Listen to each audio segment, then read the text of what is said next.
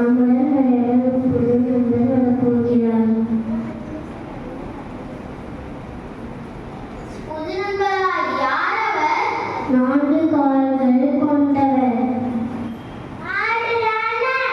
இல்லை, மாடு மாதிரி கூரான கொம்புகள் இருக்காது. ஆனால் பெரிய உருவம் கொண்டவர். இல்லை, யானை மாதிரி நீண்ட தும்பிக்கை இருக்காது. ஆனால் வேகமாக ஓடுவார்.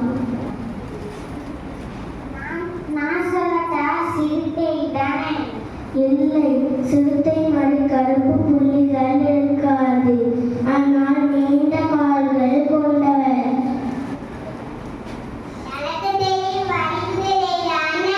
இல்லை, வரிக்குதிரை மாதிரி கருப்பு வெள்ளை வரிகள் இருக்காது. ஆனால் நீண்ட கழுத்து கொண்டவர்.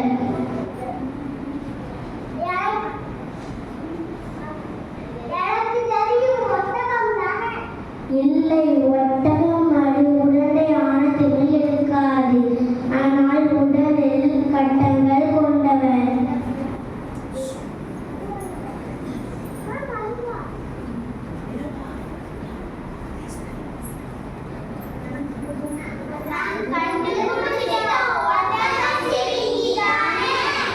சரி,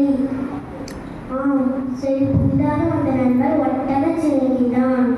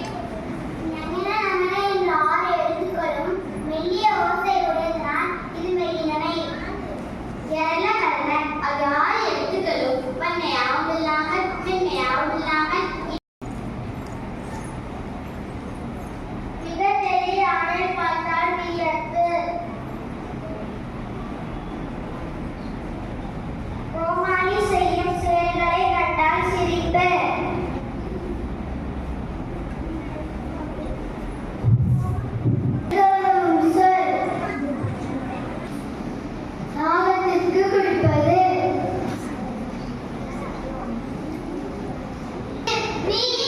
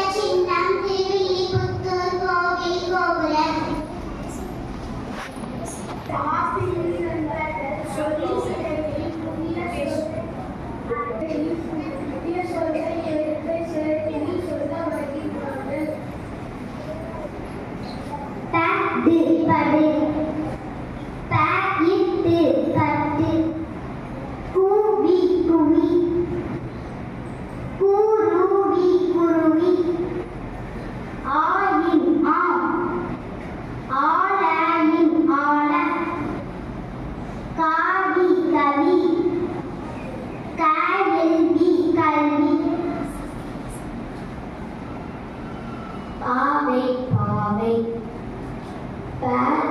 பாயிற்றை பாவை ஏது எது ஏழுது எழுது கதை கதை கவிதை கவிதை பகு பகு படகு படகு. நன்றி. நண்பர்கள் அகரவரிசை சொற்களை முறைப்படுத்தி கூற வருகின்றார்கள்.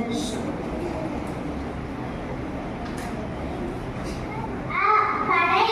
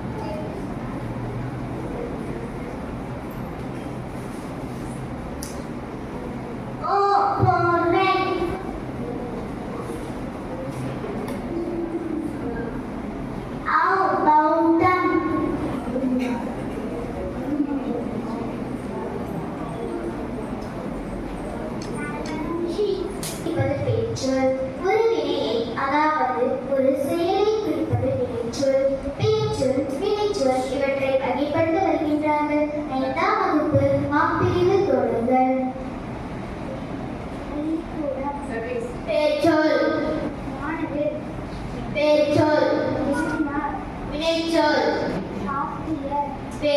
வினைச்சொல் மறைந்தார்கள் பெயர்ச்சொல் யானை பெயர்ச்சொல் குயில் பெயர்ச்சொல் மண்பானை பெயர்ச்சொல் முடிந்தது வினைச்சொல் உண்டான் வினைச்சொல் காடு பெயர்ச்சொல் கடல் பெயர்ச்சொல் விழுங்கினான் வினைச்சொல் மரம் பெயர்ச்சொல் பெற்றோர் பெயர்ச்சொல் பெய்தது வினைச்சொல் குதித்தது வினைச்சொல் வீசியது வினைச்சொல் கற்றான் வினைச்சொல். தேங்க்யூ. உருவாக்க வருகின்றார்கள். 5ஆம் வகுப்பு தோழர்கள். புது கவிதை விதை தை கவி தை கதை நெல்லிக்கனி நெல்லி கல் கனி நெல் களி. மிகச் சிறந்த படைப்பு மனிதன். அதிலும் மனிதனுக்கு மட்டுமே கல்வி என்னும் கூடுதல் சிறப்பு கிடைத்துள்ளது என்றால் அது மிகையாகாது. ஆகவே மனிதனுக்கு சிறந்த செல்வம் கல்வி செல்வமே. மனிதனது வாழ்க்கையில் உயர்வான எண்ணங்களும் உன்னதமான குணங்களும் தோன்ற வேண்டுமாயின் கல்வி மிக அவசிய தேவையாக உள்ளது. கற்றவருக்கு சென்ற இடமெல்லாம் சிறப்பு என்று ஔவையார் கூறியுள்ளார்.